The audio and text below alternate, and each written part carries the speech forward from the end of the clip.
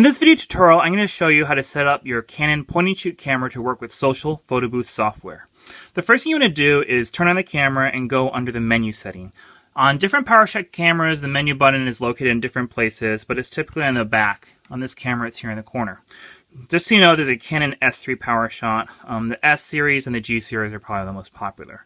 The first thing you want to do is go over to the tool section right here and go to this power savings mode down here. Use the four-way rocker switch to go down here. And what you need to do is turn off the automatic power down feature, okay? If you don't turn this off, then your camera will turn off after about 5 minutes of inactivity, okay? So go over to off here, press the set button, okay? And when the camera would disconnect, you think there's something wrong with the software, but it's actually just because you don't have the auto power down turn to the off mode. So I'm going to go back to the menu over here. The next thing you want to do is make sure your camera's in the manual mode right here. A lot of times you can take some tape or a hot glue gun and stick this camera dial so it doesn't move by accident. And then you want to hit the menu button again.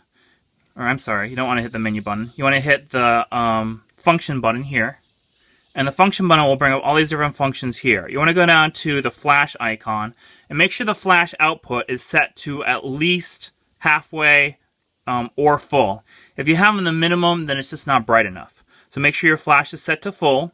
Then go up here to the AWB. That stands for auto white balance. You want to set the white balance to flash, which is that lightning bolt symbol. Okay? And the last thing you want to do is you want to set the resolution. You don't want to do large. It's going to just make your software run slower. Either want to do medium to small is actually really small. It's only 640 by 480 resolution, which is about like 1.5 inches by 2 inches. It will work, but I go a step higher to medium, which is about 1600 by 1200. Okay.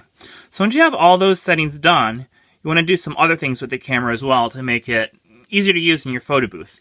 Something I always do is take a block of foam and I just stick it down here so that the flash won't accidentally go down.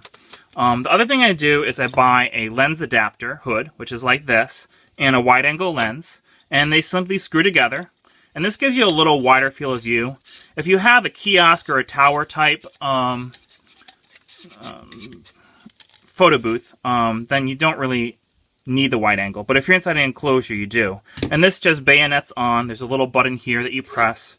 You can take the wide angle lens on or off. But it really helps get more people in the picture. The other thing you need to do is you need to buy an AC power adapter here. So this plugs into the side of your camera. Make sure you get the genuine Canon OEM one. You don't want to get the cheap third-party ones that are on Amazon.com. They seem like they work okay, but when the flash fires, it lowers the power in the camera and you get disconnection errors left and right. So the next thing you have to do is you need to set the exposure on the camera. So you're in manual mode here. You're going to go ahead and get out of the function menu by hitting function here. Okay, and then you need to adjust the shutter speed. I usually put the shutter speed between 100 and 200. We'll just put it at 100 right now.